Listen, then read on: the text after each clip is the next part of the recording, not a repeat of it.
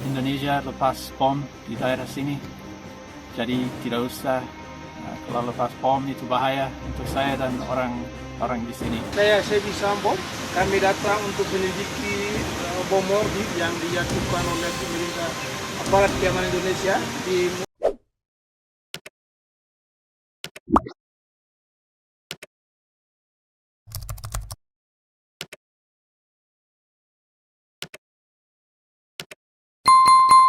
Muncul usai KKB Papua serang prajurit TNI. Pilot Susi Air justru sudutkan Indonesia. Simpatisan KKB. Melansir dari Surya.co, ID 3 bulan disandera kelompok kriminal bersenjata KKB Papua atau kelompok separatis teroris KST. Pilot Susi Air Kapten Philip Mark Mehartens membuat kabar yang menyudutkan pemerintah Indonesia. Pilot Susi Air Kapten Philip Mark Mehartens menuding pemerintah Indonesia melepas bom di area konflik KKB Papua. Hal itu diungkapkan dalam video berdurasi 1 menit 38 detik yang viral di media sosial. Kapten Philip Max Marten yang disandera KKB Papua pimpinan Egyanus Kogoya sejak Februari tahun 2023, kini membeberkan kondisinya. Pilot asal dari Selandia Baru ini menyebut kondisinya baik-baik saja. Selamat siang. Hari ini Senin tanggal 24 April tahun 2023, hampir 3 bulan dari waktu organisasi Papua Merdeka (OPM) tangkap saya di Paro. Saya masih hidup. Saya makan baik, minum baik, ujar Kapten Phillips dalam video tersebut. Tak hanya itu, menurut Phillips, dia masih dalam kondisi baik. Di sini, kita duduk bersama, jalan bersama, istirahat bersama.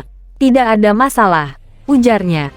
Kata Phillips, Indonesia semestinya tidak melepas bom di daerah yang dilalui OPM saat menyanderanya. Indonesia lepas bom di sini, itu bahaya. Tidak usah lepas bom, karena itu bahaya untuk saya dan orang-orang di sini, terangnya. Sejalan dengan ucapan Kapten Philip, juru bicara TPN OPM KKB Papua, Sebi Sambom menyebut hal serupa. Sebi Sambom mengatakan, Tentara Pembebasan Nasional Papua Barat Operasi Papua Merdeka (TPNPB OPM) meminta agar pemerintah Indonesia menghentikan serangkaian kegiatan yang dilakukan aparat Indonesia terkait operasi militer di Papua.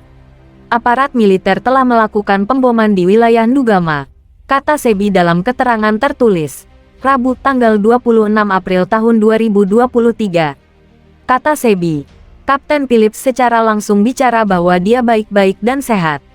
Namun, dia khawatir karena tentara dan polisi Indonesia sedang melakukan pemboman yang masif di wilayah Ndugama. Tentu hal itu membahayakan dia dan semua orang yang berada di wilayah Ndugama, Papua, kata Sebi. Lanjut Sebi, dirinya telah mendapatkan informasi dari Panglima Komando Daerah Pertahanan 3 Ndugama Derakma, Brigadir Jenderal Egyanus Kogoya yang menyatakan, Philip masih hidup dan sehat hingga saat ini. Hingga berita diunggah, belum ada konfirmasi dari TNI Polri terkait tudingan pilot Susi Air. Sebelumnya, Kepala Penerangan Kodam Kapendam 17 Cenderawasih Kolonel Kaf Herman Taryaman justru mengungkap hal sebaliknya. Herman mengatakan, kelompok kriminal bersenjata KKB di Papua mengajak pelajar SMP dan SMA untuk menyerang aparat TNI yang tengah bertugas, termasuk menyerang personel yang kini sedang mencari keberadaan pilot Susi Air Philip Marten di Nduga maupun wilayah lain di tanah Papua. Menurut Herman, KKB juga kerap menggunakan warga, baik perempuan maupun anak-anak, sebagai tameng saat menyerang aparat TNI. Bukan hanya dengan provokatif di media sosial medsos, namun mengajak secara langsung dengan mendatangi para pelajar SMP SMA untuk menyerang aparat TNI yang sedang bertugas, kata Herman.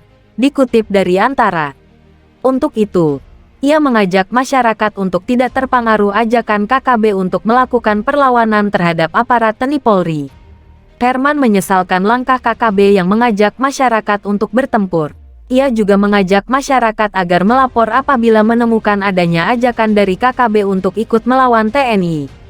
Kita semua harus berhati-hati dengan ajakan KKB terhadap para pelajar, di mana jika ditemukan hal seperti itu maka harus dilaporkan dan jangan sampai terpengaruh, ujarnya. Dia menjelaskan daerah yang dikuasai KKB sulit dijangkau bahkan oleh pemerintah, terutama di tingkat distrik yang menjadi basis kelompok tersebut. Herman menuturkan, dari pengalaman selama ini, peran kepala distrik maupun kepala kampung cenderung tidak berjalan. Untuk itu, ia mengajak masyarakat untuk tidak terpengaruh ajakan KKB untuk melakukan perlawanan terhadap aparat TNI Polri. Herman menyesalkan langkah KKB yang mengajak masyarakat untuk bertempur. Ia juga mengajak masyarakat agar melapor apabila menemukan adanya ajakan dari KKB untuk ikut melawan TNI. Kita semua harus berhati-hati dengan ajakan KKB terhadap para pelajar di mana jika ditemukan hal seperti itu maka harus dilaporkan dan jangan sampai terpengaruh, ujarnya. Dia menjelaskan daerah yang dikuasai KKB sulit dijangkau bahkan oleh pemerintah, terutama di tingkat distrik yang menjadi basis kelompok tersebut. Herman menuturkan, dari pengalaman selama ini, peran kepala distrik maupun kepala kampung cenderung tidak berjalan. Sebelumnya, KKB Papua menyerang prajurit TNI yang akan membebaskan pilot Susi Air. 4 prajurit TNI gugur dalam insiden tersebut. Di bagian lain, pengamat isu-isu strategis dan global Prof. Imron Kotan menyebut pilot Susi Air Philip Mehartens bisa saja mulai bersimpati dengan KKB Papua yang menyanderanya. Menurut Imron, hal ini disebabkan karena terlalu lama penyanderaan. Imron juga menilai tuntutan KKB Papua yang ingin menukar kebebasan sanderanya dengan kemerdekaan Papua adalah tuntutan di luar nalar. Bila tuntutan semacam ini dipenuhi, maka akan muncul banyak negara merdeka baru sebagai buah dari tindak penyanderaan. Tidak mungkin pemerintah Indonesia, sebagai negara besar dan berdaulat menuruti tuntutan semacam itu, ujar Prof. Imron dalam webinar Moya Institute bertajuk, Penyanderaan Pilot Susi Air, Tindakan Terorisme. Seperti dilansir dari tribunnews.com dalam artikel, tuntutan penyandera pilot Susi Air yang ingin menukar dengan kemerdekaan Papua di luar nalar. Prof. Imron menjelaskan, jika sandera terlalu lama disandera akan ada empati dan simpati dari tersandera kepada KKB Papua. Saya tidak heran. Itu ada teorinya bernama Oslo Syndrome yang dikembangkan antara lain oleh Kenneth Levin yang menyebutkan kalau seseorang disandera, lama-kelamaan akan mencintai atau bersimpati kepada yang menyanderanya. Itu bisa saja terjadi, paparnya.